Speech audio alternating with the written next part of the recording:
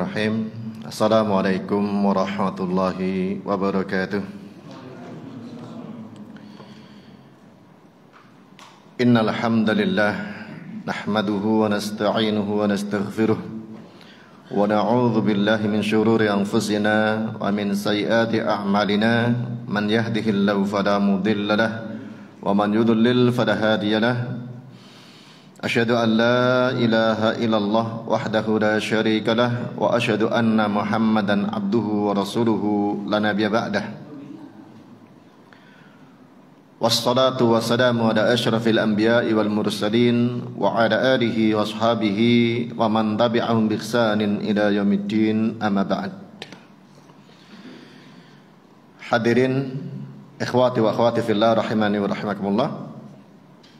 Alhamdulillah, pada kesempatan siang hari ini Allah Ta'ala mudahkan kita berada di tempat yang mulia, rumah Allah Subhanahu wa Ta'ala, tempat yang paling afdol di muka bumi. Apalagi kemudian diiringi dengan kegiatan yang mulia, tujuan yang sangat mulia, thalabul ilmi. Karena itulah wajib bagi kita untuk senantiasa menjaga hati kita, untuk senantiasa ikhlas dalam menunaikan hal ini agar menjadi kemuliaan di atas kemuliaan. Tempat yang mulia, kegiatan yang mulia, kemudian niat yang mulia pula untuk meraih ridha Allah Subhanahu wa Ta'ala. Kemudian pada kesempatan Ahad kelima ini, alhamdulillah kita dimudahkan untuk mengadakan kajian bersama dua ustadz. Ana yang biasanya bahas akidah wasitiyah dan fikih rumah tangga dari kitab Al-Mulahasul Fikhi. Untuk kali ini tema yang kaitannya rumah tangga saya dahulukan, dan tentang akidah nanti yang disampaikan oleh beliau Al-Ustadz Saifuddin Zuhri LC, bukan dari kitab Akidah Wasitiyah ya, karena beliau sesekali jadi menggunakan tematik yang sudah beliau sampaikan ya. Tentang masalah materi kita, yaitu bagaimana pandangan Islam terhadap wanita karir. Yang dimaksud wanita karir di sini adalah wanita yang bekerja secara profesional di luar rumah, yang kita lihat misalnya sebagai pegawai swasta, sebagai pegawai ASN atau PNS, pegawai di bawah pemerintah, atau pegawai-pegawai yang pekerjanya di luar rumah. Itu yang menjadi sorotan kita ya. Kita lihat prinsip dasarnya bahwa wanita itu baik yang sudah menikah ataupun yang belum menikah. Kata Allah Ta'ala dalam surah Al-Ahzab ayat 33, wa qarna fi buyutikunna, tetap tinggallah kalian di rumah-rumah kalian. Rumah kalian di sini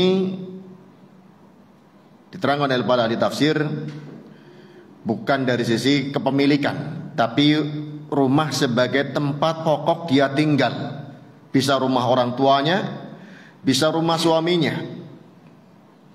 Wala tabarrujna tabarrujal jahiliyatil ula, dan janganlah kalian melakukan tabarruj sebagaimana tabarrujnya jahiliyah yang awal-awal dulu.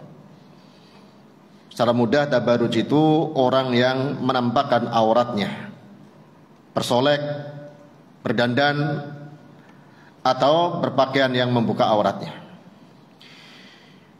Kemudian diterangkan oleh para ulama dari ayat ini, al-aslu baqa'ul mar'ah fi baitiha wa qiyamuha ala su'uni zawjiha wa waladiha.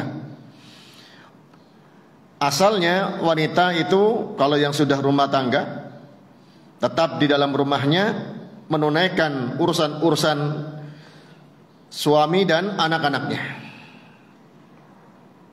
Itu mendatangkan pahala yang sangat besar dan juga lebih menjaga dari fitnah dan sebab-sebab fitnah. Al-Imam Ibnu Katsir rahimahullah ta'ala menerangkan ayat ini tentang waqarna fi buyutikunna ay ilzamna buyutakunna wala takhrujna li ghairi hajatin. Waqarna fi buyutikunna maknanya tetaplah kalian di rumah kalian, janganlah kalian keluar tanpa ada hajah, tanpa ada keperluan. Wa yata'akkadu amru baqa'iha fi baitiha idza kanat makfiyatan bi nafaqatiha. Lebih kuat lagi untuk tetap tinggal di rumah bila dia sudah dicukupi nafkahnya. Karena memang wanita itu dinafkahi bukan menafkahi. Belum nikah, nafkah itu tanggung jawab walinya, bapaknya kalau masih ada, atau wali lain kalau bapaknya meninggal, kakaknya atau adiknya, atau yang lainnya, pakdenya, baliknya. Adapun kalau sudah berumah tangga, nafkah itu tanggung jawab suaminya. Asy-Syaikh Al-Utsaimin rahimahullah ta'ala kemudian menjelaskan terkait dengan seorang wanita. Beliau menjelaskan dalam Fatawa Nur al-Darb, fa inna khurujal mar'ah an awladiha wa baiti zawjiha ila al-amal hadza amrun khatirun jiddan. Keluarnya wanita meninggalkan anak-anaknya, meninggalkan rumah suaminya untuk bekerja di luar rumah, ini perkara yang khatirun jiddan, mengandung bahaya sekali. Li'anna al-mar'ata laysat bihajatin ilaih ay ila takassubi bil amal. Karena wanita ini asalnya tentunya dalam syariat kita tidak butuh untuk mencari penghasilan dengan bekerja. Idh inna zawjaha ma'murun bil infaqi 'alaiha. Karena bagi yang telah rumah tangga, suaminya yang diperintahkan untuk menafkahi padanya. Allah Subhanahu wa taala menyebutkan sebagai dasar bahwa kewajiban nafkah itu ada pada pundak suami. Dalam surah Al-Baqarah ayat 223 Allah Ta'ala mengatakan, wal walidatu yurdi'na auladahunna hawlaini kamilaini liman arada an yutimma ar-radha'ah wa 'alal mauludi lahu rizquhunna wa kiswatuhunna bil ma'rufi la tukallafu nafsun illa wus'aha. Wal walidatu, para ibu, yurdi'na auladahunna, menyusui anak-anak mereka, haulaini kamilaini, 2 tahun sempurna. Ini ibu yang ideal punya anak maka menyusui sempurnanya 2 tahun, tidak lebih, sebagaimana kalau bisa tidak kurang, sempurnanya 2 tahun. Liman arada an yutimma radha'ah, bagi orang yang ingin menyempurnakan susuannya. Ini yang sering saya ingat karena pernah saya tanya kepada Ustaz Dzulqarnain. Beliau waktu itu sedang berada di Arab Saudi, tentang ayat ini, apakah seorang ibu boleh menyusui anaknya lebih dari 2 tahun? Karena dalam ayat ini disebutkan susuan itu 2 tahun yang sempurna bagi orang yang ingin menyempurnakan susuan. Berarti kalau sempurna nggak boleh ditambah. Apa berarti tidak boleh ya seorang ibu nyusui bayinya lebih daripada 2 tahun? Ya, beliau waktu itu katanya ditanyakan ke seorang syekh, saya lupa siapa syekhnya, dijawab tidak boleh lebih daripada 2 tahun. Ya, kalau sudah 2 tahun berhenti. Gimana caranya? Ya, insya Allah bisa. Kalau sesuatu sudah sempurna, selebihnya tidak bermanfaat, malah bisa bermadarat. Kemudian wa 'alal mauludi lahu rizquhunna wa kiswatuhunna bil ma'ruf. Wajib bagi sang suami untuk memberikan rizkinya dan pakaiannya dengan yang terbaik. La tukallafu nafsun illa wus'aha. Kemudian terkait dengan kewajiban suami untuk menanggung rizki, makan, minum, tempat tinggal, pakaian dengan cara yang terbaik sesuai uruf bil ma'ruf, yang terbaik sesuai dengan uruf tempat dia tinggal. Itu pun diingatkan, la tukallafu nafsun illa wus'aha. Tidak boleh suatu jiwa untuk dibebani kecuali dengan kadar kemampuannya. Allah Subhanahu wa taala saja tidak membebani suatu jiwa kecuali sekadarnya, apalagi di antara kita.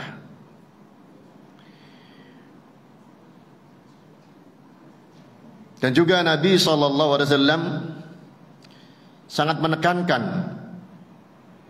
kewajiban suami menafkahi istrinya sebagaimana bapak menafkahi anak-anaknya. Ya. Dalam haji wada, dalam khutbah beliau di haji yang terakhir beliau mengingatkan kepada kaum muslimin seluruhnya. Di antara yang diingatkan, lahunna 'alaikum rizquhunna wa kiswatuhunna bil ma'ruf, bahwa para istri memiliki hak yang wajib ditunaikan oleh para suami terkait rezeki mereka dan pakaian mereka bil ma'ruf, dengan suatu yang baik diakui dalam syariat, baik diakui oleh kebiasaan di tengah masyarakat kita. Juga Allah Ta'ala mengatakan dalam surah At-Talaq ayat 7, liyunfiq dzu sa'atin min sa'atih, hendaknya orang yang memiliki kelonggaran memberi nafkah sesuai dengan kelonggarannya. Wa man qudira 'alaihi rizquhu falyunfiq mimma atahullah. Adapun yang rizkinya sempit, maka memberilah nafkah dari apa yang Allah berikan padanya.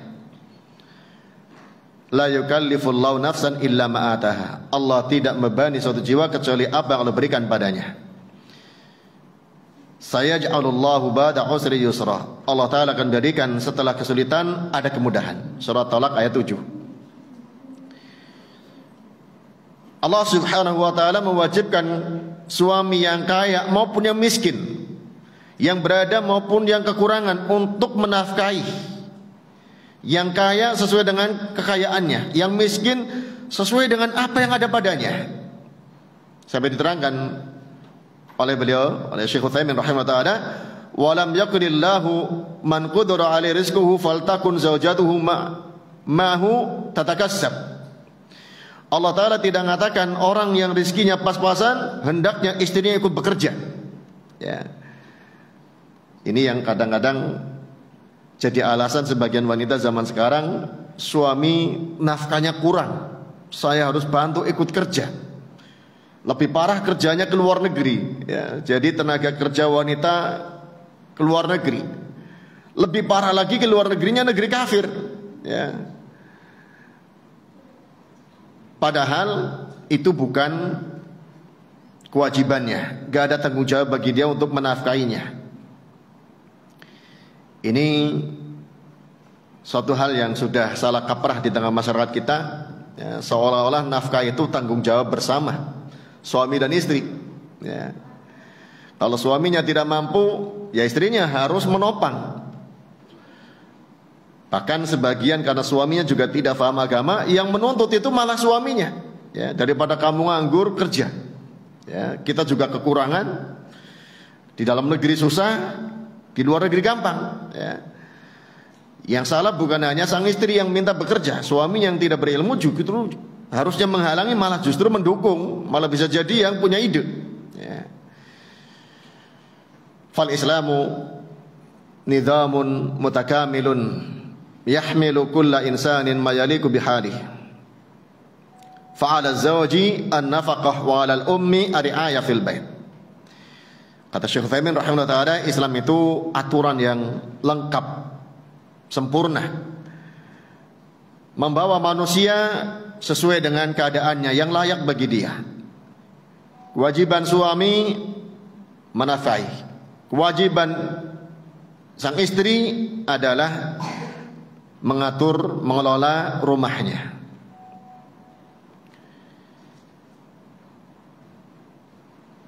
Kemudian dikatakan oleh para ulama yang lainnya tentang apakah boleh seorang istri karena suatu kondisi dia harus bekerja, tentunya diperbolehkan dengan segala ketentuannya. Sebelum masuk kepada ketentuannya, kalau memang bekerjanya tidak melanggar syariat, apalagi tujuannya kemudian niat untuk bersedekah, karena dia sudah ditanggung oleh suaminya atau walinya. Fa'amaluha biniyati shadaqah 'alal fuqara wal masakin qurbatun minal qurbat. Pekerjanya wanita dengan niat untuk sedekah untuk orang fakir dan miskin adalah salah satu ibadah pendekatan diri kepada Allah dari berbagai macam pendekatan diri kepada Allah Subhanahu wa taala. Dalam hadis yang dikeluarkan oleh Imam Bukhari Muslim dari Aisyah radhiyallahu anha, Ummul Mukminin, beliau pernah menceritakan, Aisyah radhiyallahu anha pernah mengatakan bahwa Rasulullah sallallahu alaihi wasallam bersabda, asra'ukunna lihaqan bi atwalukunna yadan. Kata Nabi sallallahu alaihi wasallam kepada para istrinya, di antara kalian yang paling cepat nyusul dengan aku nanti adalah yang paling panjang tangannya.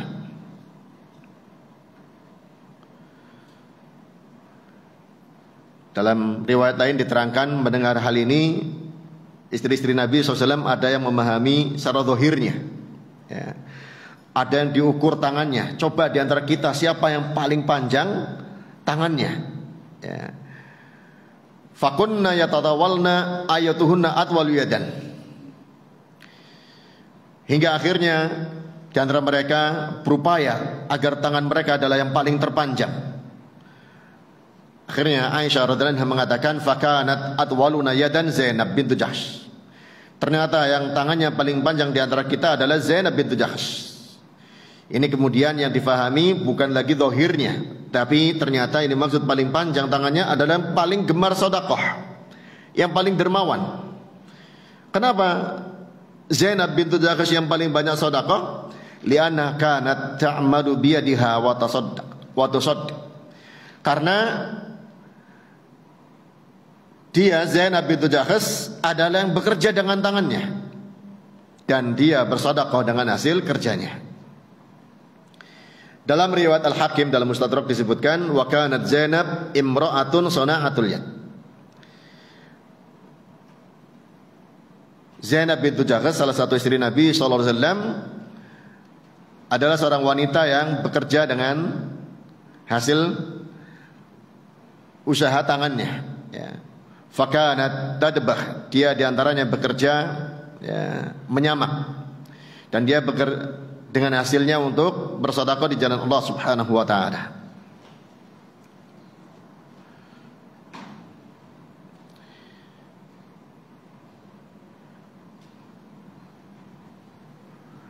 Kemudian yang menjadi catatan, wa yabqa an-nadharu fi 'amalin la yatadammanu al-wuqu' fi mahadir syar'iyyah. Di sini pandangannya kemudian dalam Islam seorang wanita bekerja diperbolehkan sekali tidak mengandung unsur yang terlarang secara syar'i. Andai kata pun keluarnya dengan ketentuan-ketentuan, ya.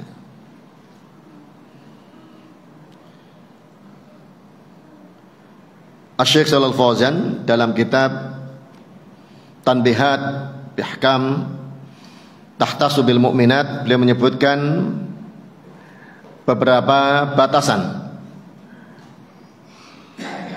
kapan seorang wanita boleh bekerja di luar rumahnya.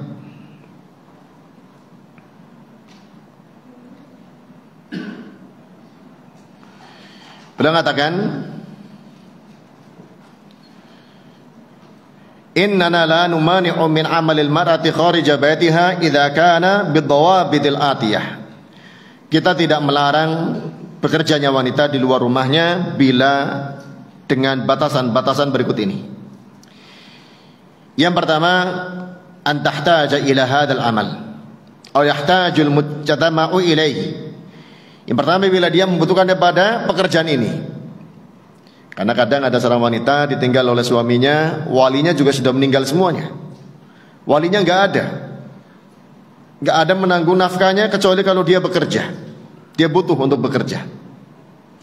Atau sebagaimana dalam riwayat Aisyah tadi, dia ingin sedekah, dia bekerja.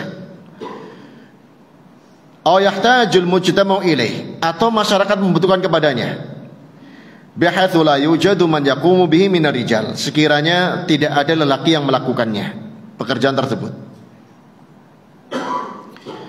Ketentuan yang kedua, an yakuna dzalika ba'da qiyamiha bi'amalil baitil ladzi huwa 'amaluha al-asasi. Yang kedua, pekerjaannya itu setelah dia melakukan pekerjaan rumah, yang itu merupakan pekerjaan dasarnya, tugas pokoknya. Setelah urusan rumah selesai, ya, ngurusi makan untuk anggota keluarganya, urusi pakaian yang kotornya sudah tercuci, bersih-bersih rumahnya sudah rapi, barulah setelah itu anak-anaknya yang masih kecil sudah diurusi semuanya, ya. Ini ketentuan yang kedua. Jangan sampai pekerjaan di luar mengalahkan pekerjaan pokoknya. Yang ketiga, an yakuna hadzal amal fi muhitin nisa. Hendaknya amalan tersebut, pekerjaan tersebut, amalan ini maksudnya pekerjaan, masih di lingkungan para wanita. Kata'limin nisa, seperti ngajar anak-anak perempuan, ngajar ibu-ibu, ya, yang mestinya ngajar memang mereka, ya. Atau tadbib, untuk ngobati, menterapi, merawat para wanita, dan terpisah dari kaum laki-laki.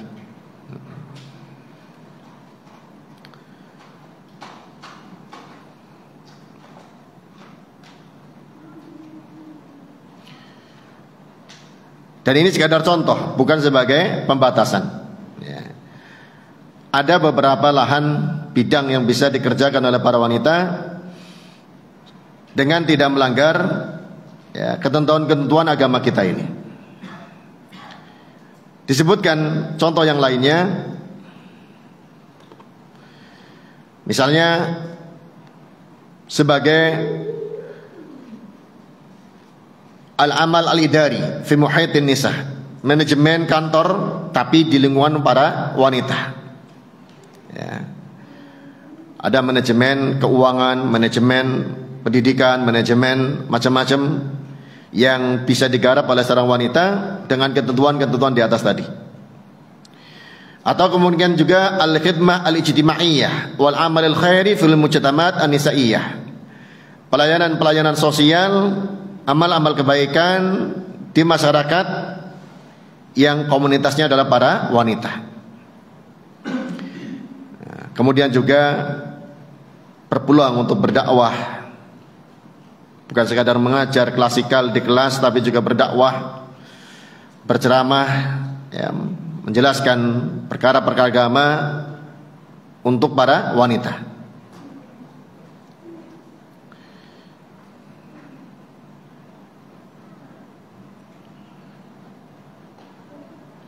Kemudian dari Syekh Al-Fauzan ditambahkan lagi yang keempat, kadzalika la mani'a bal yajibu 'alal mar'ah an tata'allama umur diniha wa la mani'a an tu'allima min umuri diniha ma tahtaju ilaih.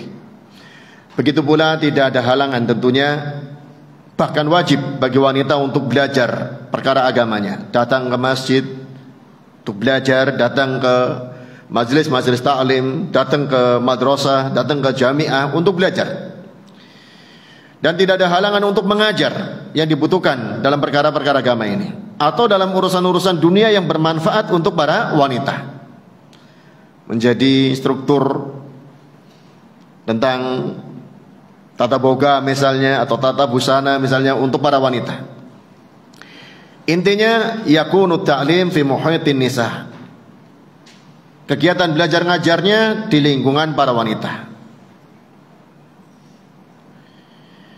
wala ba'sa an tahdhur ad-durus fil masjid wa nahwi. Kata beliau, tidak ngapa, bahkan ini wajib hadir di pelajaran-pelajaran di masjid dan semisalnya, wa takunu mutasattiratan wa munazilatan anir rijal, dengan keadaan yang tertutup, terpisah dari laki-laki. Qala dha'i makanatin nisa'u fi sadril Islam ya'malna wa ta'alna wa ta'allamna wa yahdurna ilal masajid. Sesuai dengan panduannya para wanita di awal-awal Islam, di kalangan para sahabiyat, mereka bekerja, mereka belajar, mereka hadir ke masjid dengan ketentuan-ketentuannya kemudian.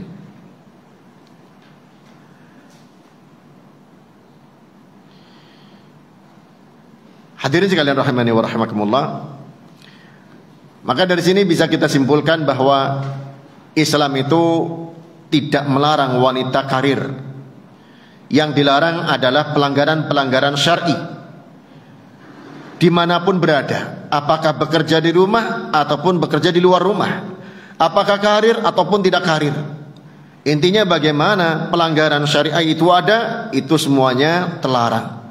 Wanita karir selagi sesuai dengan ketentuan Islam, pekerjanya di tempat yang tidak ada ikhtilat, pekerjanya ya, tidak ada kemaksiatan, bekerjanya dalam ta'awun alal birri wa taqwa, bukan dalam rangka tolong menolong dalam dosa dan permusuhan, maka tentunya itu pekerjaan yang diperbolehkan, bisa jadi bahkan diperintahkan, bisa jadi kadang menjadi kewajiban.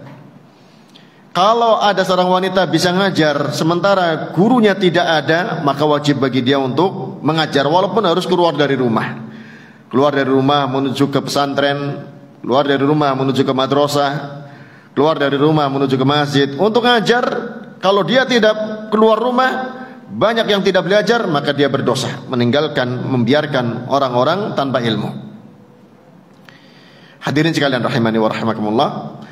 Adapun kemudian dia mendapatkan penghasilan, itu milik dia, boleh dipakai untuk kepentingan pribadi, boleh untuk bersedekah, sampai pun bersedekah kepada suaminya bila suaminya kekurangan. Dulu di zaman Nabi SAW pun ada seorang sahabiyat yang menafkahi, bukan dalam arti kewajiban ya, membantu mensedekahkan hartanya untuk membantu suaminya menafkahi keluarganya ya. Zaman sekarang pun kalau ada seorang istri yang melihat suaminya kekurangan, dia bisa bekerja tanpa melanggar syariat ya, tanpa meninggalkan kewajiban-kewajiban pokoknya, bisa jadi sampai pada tingkatan wajib kalau memang bekerjanya kaitannya dengan kewajiban. Dan cukup bisa dikatakan sebagai sunnah saja kalau memang, atau fardu kifayah, sudah ada yang mewakilinya, namun dia juga diperlukan. Hadirin sekalian rahimani wa rahimakumullah. Nah, ini secara ringkas tentang pandangan Islam bagaimana seorang wanita berkarir ya. Namun kalau berkarirnya di tempat yang berbaur dengan laki-laki yang bukan mahram, sangat mungkin terjadi kemaksiatan, atau harus ya, membuka auratnya, tidak diperkenankan menggunakan hijab yang syar'i, maka ini bukan masalah pekerjaan ya, ini masalah haram. Dalam rangka bekerja ataupun bukan bekerja, asalnya tentu haram ya. Apalagi dalam rangka bekerja yang rutin di situ, maka haramnya terus menerus akan dia jalani ya. Hadirin sekalian rahimani wa rahimakumullah. Insyaallah ya, sedikit yang saya sampaikan semoga bermanfaat bagi kita. Insyaallah kita lanjutkan pada materi kedua tentang masalah akidah, tentang masalah keimanan. Kepada beliau, kepada Al-Ustaz Saifuddin Zuhri Al-Si, kami persilakan. Falyatafaddal.